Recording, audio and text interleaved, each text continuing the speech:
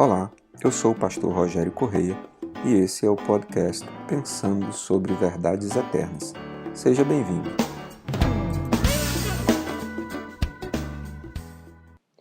Olá, no podcast de hoje eu queria falar um pouquinho com você sobre o conceito de noivado que nós podemos extrair das Escrituras usando uma das famílias que é, sem dúvida alguma, uma das maiores referências de família do Novo Testamento até os nossos dias, que é a família de José e Maria, os pais do nosso Senhor Jesus Cristo aqui na terra. O texto de Mateus, capítulo 1, versículos de 18 a 25, nos contam a seguinte história. Foi assim o nascimento de Jesus Cristo. Maria, sua mãe, estava prometida em casamento a José, mas antes que se unissem, achou-se grávida pelo Espírito Santo. Por ser José, seu marido, um homem justo e não querendo expô-la à desonra pública, pretendia anular o casamento secretamente. Mas depois de ter pensado nisso, apareceu-lhe um anjo do Senhor em sonho e disse: José, filho de Davi, não temas receber Maria como sua esposa, pois o que nela foi gerado procede do Espírito Santo. Ela dará à luz um filho e você deverá dar-lhe o nome de Jesus, porque ele salvará o seu povo dos seus pecados. Tudo isso aconteceu para que se cumprisse o que o Senhor dissera pelo profeta: a virgem ficará grávida e dará à luz um filho, e lhe chamarão Emanuel, que significa Deus conosco. Ao acordar, José fez o que o anjo do Senhor lhe tinha ordenado e recebeu Maria como sua esposa, mas não teve relações com ela, enquanto ela não deu à luz um filho, e ele lhe pôs o nome de Jesus.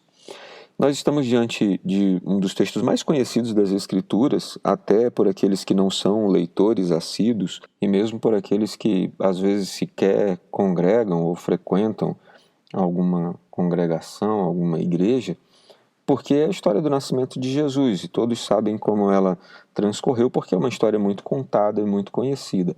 E há um detalhe muito interessante nessa história, que as versões mais antigas deixam um pouco mais evidenciadas, que é o fato de José estar desposado de Maria, né? Ele estava comprometido, ele estava aliançado para o casamento, o que era um comprometimento público, um comprometimento social, um comprometimento familiar que não se costumava quebrar.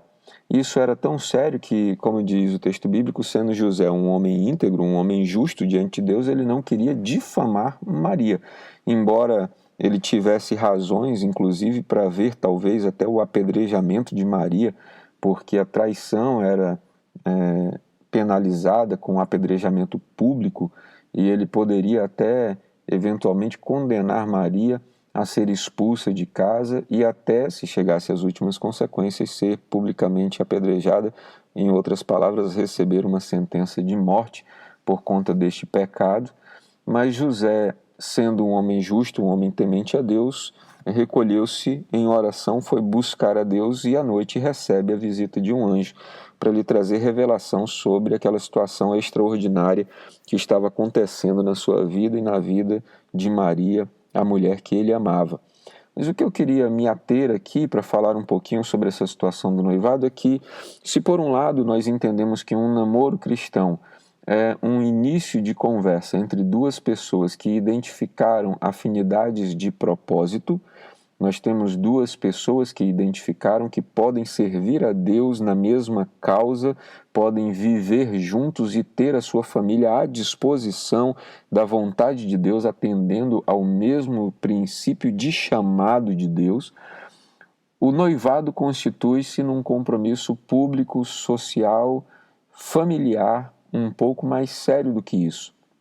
Não é mais uma tentativa, não é mais uma etapa que a gente deva fazer sem ter convicções, mas é de fato, segundo as Escrituras, um pré-casamento. Então, um cristão com uma vida sensata e equilibrada deve entrar em aliança de noivado com alguém que ele tenha convicção de que está de fato se encaminhando para o casamento. O noivado cristão, assim como o noivado de José e Maria, era praticamente o firmar o compromisso do casamento dentro de um prazo determinado. E aí nós saímos das etapas de conversas, nós saímos das etapas de construir afinidades e entramos numa etapa de construir condições para gerar o casamento. E aí nós estamos falando necessariamente das questões estruturais. Nos podcasts anteriores eu não me fiz muito claro sobre as questões estruturais e talvez alguns pensem que eu estou querendo afirmar que 2 jovens cristãos só podem casar se eles forem classe média alta, somente se eles puderem comprar uma casa e se eles puderem ter um mínimo de conforto. Embora eu particularmente creia que o ditado é verdadeiro, quem casa quer casa, mas eu entendo que essa estrutura precisa ser ajustada às necessidades e às condições de cada casal. Portanto, para você pensar em ficar noivo de alguém no âmbito cristão, você já precisa ter claramente estabelecidos afinidades ministeriais, afinidades de propósito, afinidades de chamado. Fomos chamados para o quê? Qual é o propósito da nossa existência juntos aqui na Terra? Para onde nós estamos caminhando juntos e de que maneira nós serviremos a Deus juntos na congregação onde nós somos vinculados, onde nós somos ligados. Estando claras essas questões, precisamos no noivado discutir onde moraremos, que tipo de estrutura entendemos que Deus quer para nós. E aí precisa ficar claro que 2 jovens cristãos não buscarão necessariamente aquilo que querem para si, mas aquilo que Deus quer para eles. O que quer dizer que nessa etapa do noivado é o tempo de discernir qual é o projeto que Deus vai permitir que nós executemos. Tem muita gente cristã bem intencionada desejando morar num casarão, numa grande mansão, num lugar muito confortável, num condomínio de luxo chique, e às vezes Deus lhe quer no meio de outras pessoas, porque seu chamado, sua missão, seu propósito tem a ver com outro tipo de público. Às vezes as pessoas querem viver uma vida simples demais, porque cresceram ou vieram de berços muito simples, mas Deus tem o propósito de lhes fazer crescer e alcançar pessoas de um outro nível, de um outro padrão, de um outro status social. Para cada tipo de pessoa que Deus quer que você alcance, Deus vai te inserir num tipo de ambiente. Portanto, o lugar onde você vai morar necessariamente passa pela decisão do propósito, do chamado, da missão que Deus determinou. E essas coisas precisam ser discutidas nessa etapa do noivado. Nós compraremos juntos uma casa? Vamos começar a economizar para isso. Vamos fazer uma festa?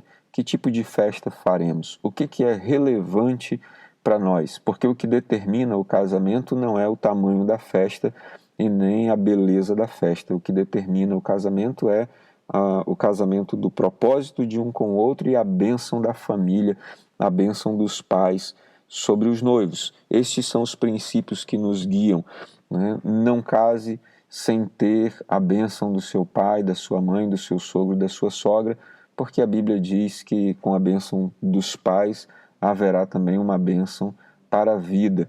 Honra teu pai e tua mãe para que te vá bem sobre a terra e para que se prolonguem os teus dias sobre a terra que o Senhor teu Deus te dá. Esses princípios precisam ser observados. Então o namoro é a etapa das muitas conversas sobre propósitos, sobre alianças, sobre construção, sobre amor. Passado esse momento, o noivado é a firmeza de compromisso para marcarmos uma data para o casamento. O noivado cristão tem esta etapa. Nesta etapa nós aprofundamos as conversas, nós trazemos pessoas experientes para perto de nós, para que essas pessoas nos instruam sobre o que devemos conversar, o que devemos construir, como devemos projetar a nossa vida, e vamos então começar a trabalhar para que o propósito de Deus seja de maneira mais clara, definido a partir de agora. Então eu entendo que o noivado cristão é de fato a preparação para o dia do casamento. Eu espero que essa reflexão possa ajudar você a dar passos firmes sobre uma família, sobre a construção de uma família cristã aos olhos do Senhor. Pretendo ser o mais claro possível. Se porventura alguma coisa ficou muito teórica e pouco prática, você pode entrar em contato conosco por meio do nosso e-mail, das nossas redes sociais e tirar as suas dúvidas na medida das possibilidades. Queremos te ajudar a construir uma família de Deus. Que Deus te abençoe e que você tenha nele um ótimo dia. Ficou com dúvidas ou quer sugerir temas para o nosso podcast Pensando sobre Verdades Eternas? Escreve para a gente, igrejadaflorestaacre@gmail.com. Não esqueça de nos seguir também nas plataformas Spotify e Apple Podcasts. Se está nos ouvindo pelo YouTube, curta e compartilhe.